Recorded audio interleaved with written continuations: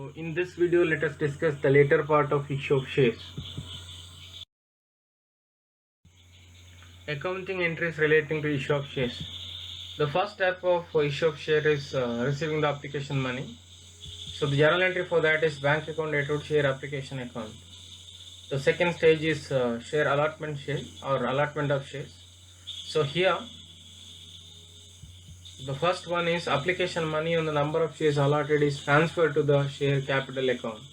Okay, so here the journal entry for that is share application account data to share capital account. So the application money which was credited earlier is being debited here, and share application account is credited. So therefore this much amount goes to the balance sheet in the form of share capital account. Okay, now for entry for recording the allotment money due. So journal entry is share allotment account data to share capital account. So here first stage of the application money application stage comes next, and second stage of application money comes first here in this allotment stage. So share allotment account data to share capital account, and entry for recording the allotment money received. The journal entry is bank account data to share allotment account. So here again share allotment is credited here, earlier it was debited. With this share allotment account got closed. So finally the entry is going to remain are like bank account data to share capital account. So the next one is third step, making of calls. The journal entry for recording the amount due on call, share cal account data to share capital account, and second one for receiving the call money, bank account data to share call account. Look at here, these journal entries are similar to these journal entries. So here the first one share allotment, similarly here the first one is share call account, and the next one is for receiving the money. You have to remember that in the application stage first we receive the money. So first stage is this one and second stage is this one, but here it is not like that. First one we are going to record the journal entry for allotment or call money due, and then we receive the allotment money or call money. It's very simple to remember. Next one, methods of dealing with the call scenarios. As we all know, what do you mean by call scenarios? Call scenarios are nothing but the amount which are the calls which are not yet received. So they are called as call scenarios. I'll repeat again. See, a company has to receive 1 lakh rupees from the shareholders, but it has received only 89,000. Remaining 11,000 yet to be received. So that 11,000 is going to be treated as calls in arrears. How to deal with the methods of dealing with the calls in arrears? The first method is amount actually received towards an installment, say towards the allotment or on first or final call, is credited to the concerned installment account, and the amount of concerned installment not received will appear as a debit balance in the concerned installment account. So this is the journal entry supposed to be passed. See, for example, we had passed a journal entry for the allotment money due. What was the journal entry? Share allotment account data to share application account. So they are like remember here. See, share allotment account 1 lakh to share share capital account 1 lakh. Okay, now what happens here is next journal is supposed to be passed is like bank account data to share allotment account. Under this first stage, first method, what happens is amount actually received towards the installment is going to be considered here, that is going to be credited. Now the same example I can quote here. The journal entry, second journal entry, bank account data to share allotment account. So bank account 81,000 to share allotment account, same, how much it is, 81,000. The remaining 11,000 is going to be retained as a debit balance here. So look at here, the total debit balance in various installment account. Later finally it is going to be deducted from the called up capital in the balance sheet, liability side of the balance sheet, in the form of calls in arrears. Okay, this is the first method. So here what happens here, in the second journal entry for allotment or for calls, in that we are going to write the amount of actual installment received, and even the allotment account is going to be credited with the only amount actually received. Second method. So here what happens is a separate account is opened for calls and arrears. Under this method, the amount actually received towards the installment is debited to bank account, see, the same amount, and the amount of any installment not yet received is again debited to calls and arrears account, and the total amount credited to the installment account. Okay, in our example, the total amount of allotment money supposed to be received is 1 lakh, actually received is 89,000. So here there is a calls and arrears of 11,000. Okay, now under the second method, what should be the second journal entry? Bank account data 89,000, calls in arrears account data 11,000 to share allotment account. So now share allotment account got closed. There is a debit item called calls in arrears, and that calls in arrears which you have debited here is to be deducted from the calls called up capital in the liability side of the balance sheet. This is the second treatment for calls in arrears.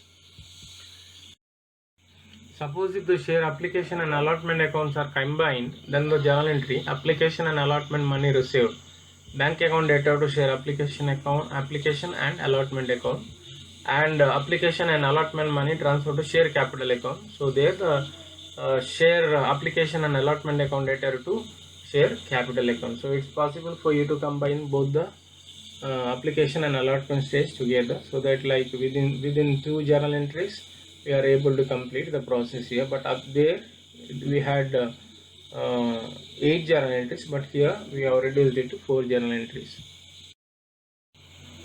The next concept is calls in advance.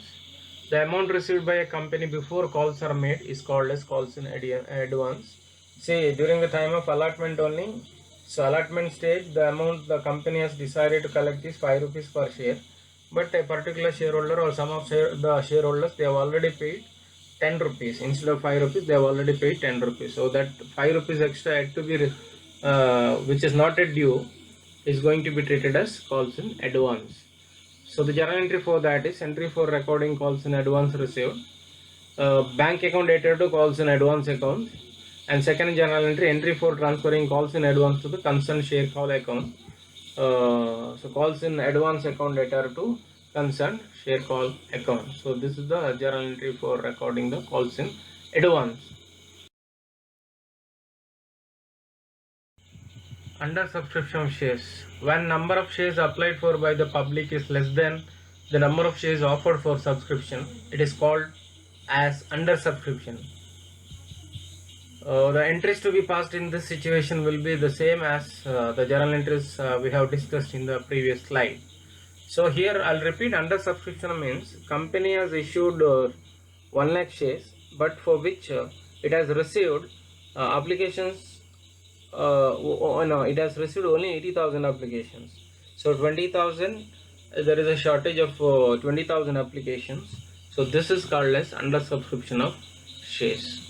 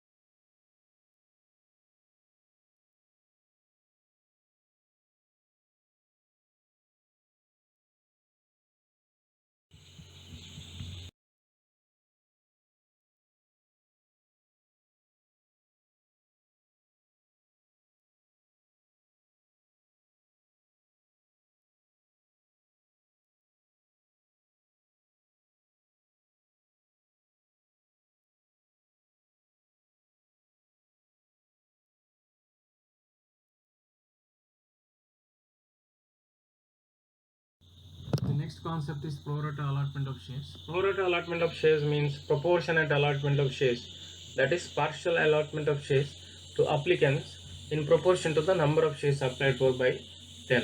In short, it means that the shares are allotted proportionately to all the applicants. So here this is the formula to calculate the number of shares allotted to each applicant. Total number of shares allotted under pro rata allotment divided by total number of shares applied for under pro rata allotment. For example, the total number of shares applied for under pro rata allotment is 1,20,000. 1,20,000. That means this is the total number of applications received. But the total number of shares allotted by the company is 1 lakh. Now, how to find out the number of shares supposed to be issued to each applicant will be decided by applying the formula. So here total number of shares allotted under pro rata basis is 1 lakh divided by total number of shares applied for under pro rata allotment. So here 1 lakh divided by 1,20,000 is equal to each one of them, each individual is going to get 0.83 shares each individual is going to get. So this is called as pro rata allotment of shares. Issue of shares at par. It means the issue of shares at a price equal to the face value of the share. If the face value is rupees 10 and if the shares are issued at rupees 10 only, then it is called as issue of shares at par. Issue of shares at premium. If the shares are issued at a price higher than the face value, the face value is 10 but the shares are issued at 15 rupees, then it is called as issue of shares at premium. The difference between the issue price and the face value of the share is called as the share price. So here issue price is 15, face value is 10, the difference of 5 rupees is called as share premium. Share premium should be credited to the security premium account. A separate account is going to appear in the balance sheet, that is called as security premium account, and all the security share premium amount is going to be credited to share securities premium account. Share premium should be used for the following reasons. The issue of full paid bonus shares to the existing shareholders of the company. So for issuing the bonus shares, the share premium account can be used. For writing of the preliminary expenses of the company, if there is any preliminary expenses and if the company has decided to write off them, for that share premium account can be used. Writing of expenses or commission paid or discount allowed on issue of shares or any kind of debentures, they're all fictitious assets. To write off them, share premium account can be used. The next one is for the purpose of redeeming the preference shares at premium. If a company wanted to redeem the preference shares at premium, so for that sake share premium amount can be used.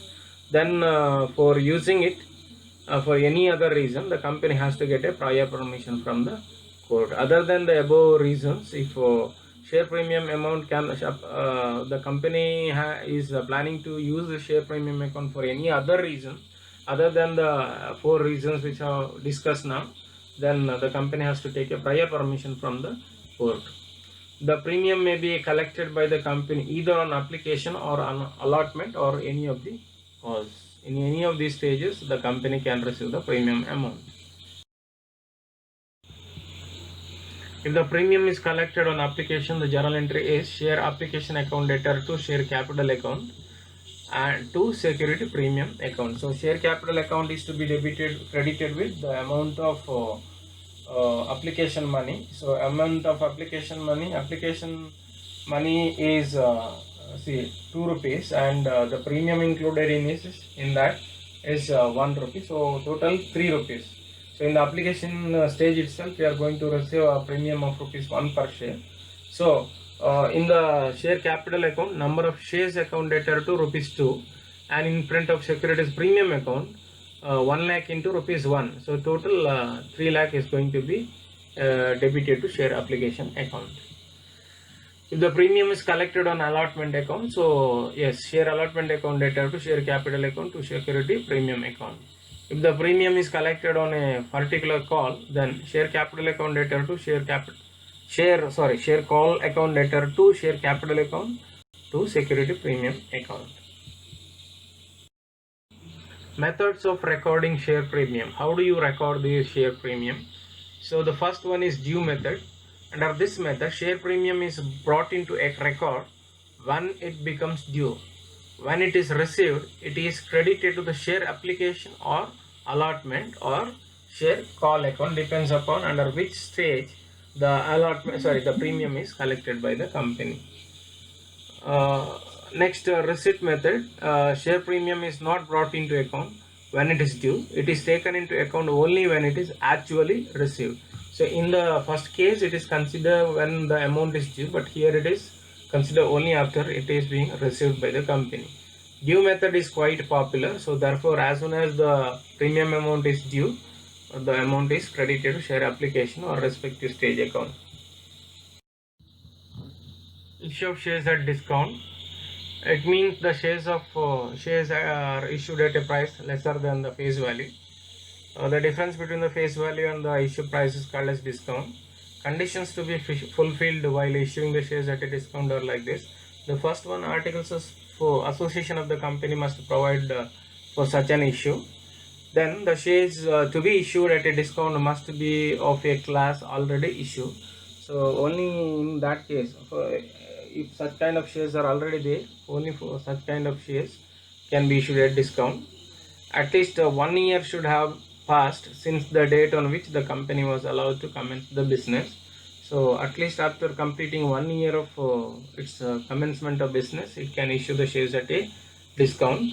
Then it must be authorized by a special resolution passed at the general meeting of the company, and it should be sanctioned by the central government.